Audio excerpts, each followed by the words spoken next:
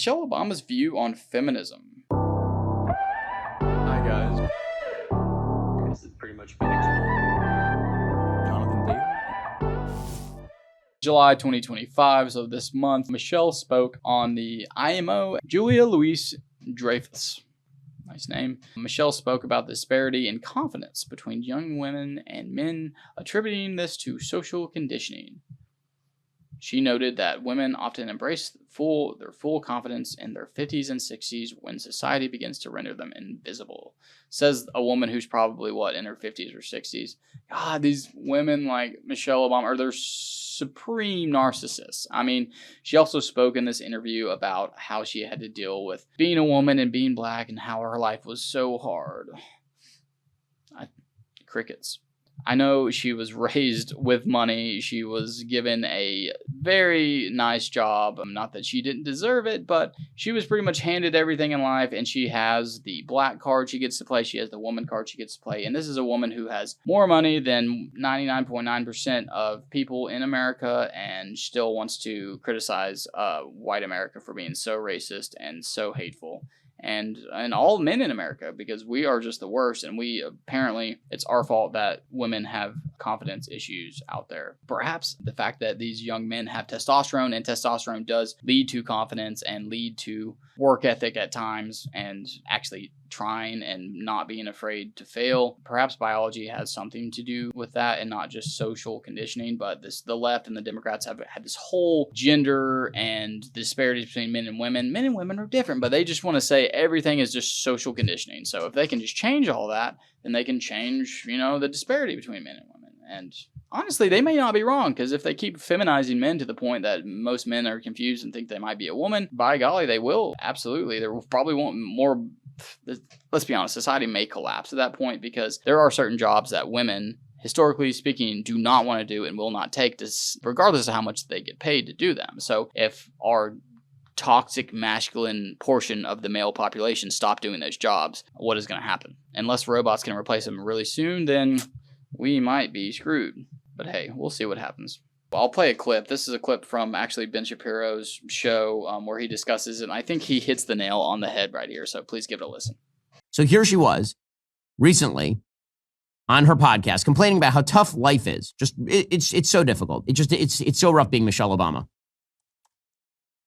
Women, we have so many landmines and barriers and don'ts and limitations.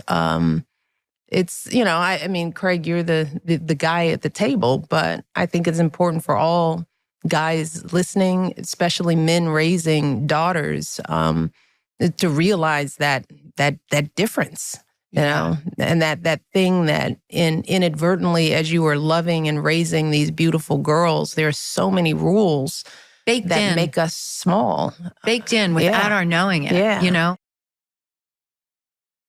Oh, so many rules that women have to pay, as opposed to rules for men. There's so many rules for women. It's so brutal and difficult. In fact, Michelle Obama is by the way, she's talking with Julia Louis-Dreyfus, like the very, very famous and wealthy actress, complaining about how rough life is for women in a beautifully turned out studio drinking from porcelain mugs. I can't with these people. I can't. Here she was talking about how she doesn't have the certainty of maleness. Women don't have the certainty of maleness.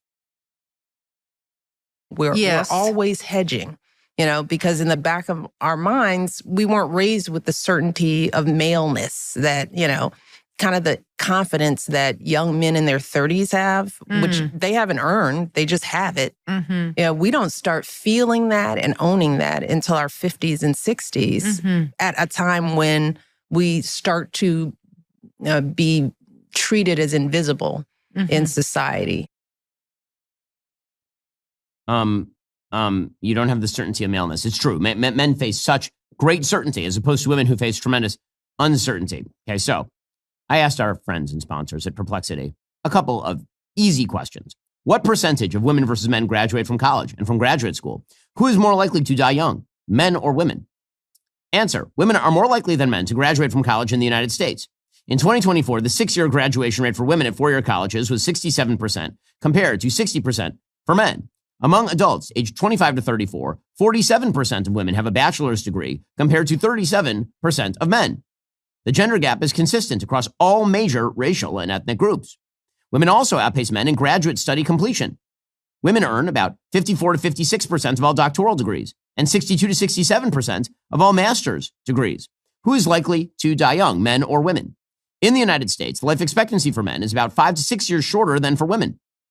A larger percentage of men die before age 65 compared to women. 31% of men who died in 2023 were under 65 versus only 19% of women. Men have a higher mortality rate from nearly all major causes of death, including accidents, heart disease, suicide, and drug overdoses. So when we're talking about women don't have the certainty of maleness, if by this you mean testosterone gives people a greater feeling of risk-taking, that of course is true, but that's a biological rationale. That is not a societal construct. Testosterone makes people more confident. It does. It makes people more aggressive. And that's what the hormone does. Estrogen does not do those things. So is that the fault of society?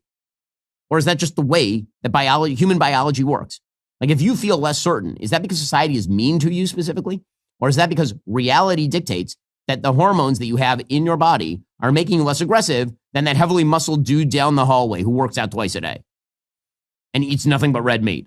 Like that biology has something to do with this. But again, this idea is that you're victimized. You're victimized. And the reason Michelle Obama is talking about this is not because she believes that you're victimized by biology.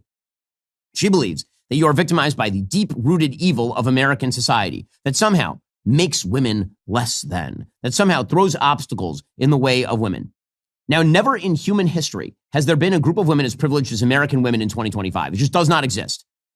Again, you can make the argument that men had it better than women do in 2025, 100 years ago.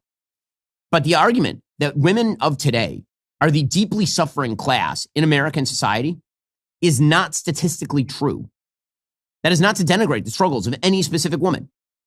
It is not to denigrate the fact that women have to make life choices that men don't have to make because of their biology, including when to have kids, when not to have kids, how to balance career and kids. All that is, of course, true, but that's just natural to human biology. The question is not women compared to men. It's women compared to women of the past, or women compared to some ideal of what womanhood should be. What choices are unavailable to women in 2025 in America? Please name them.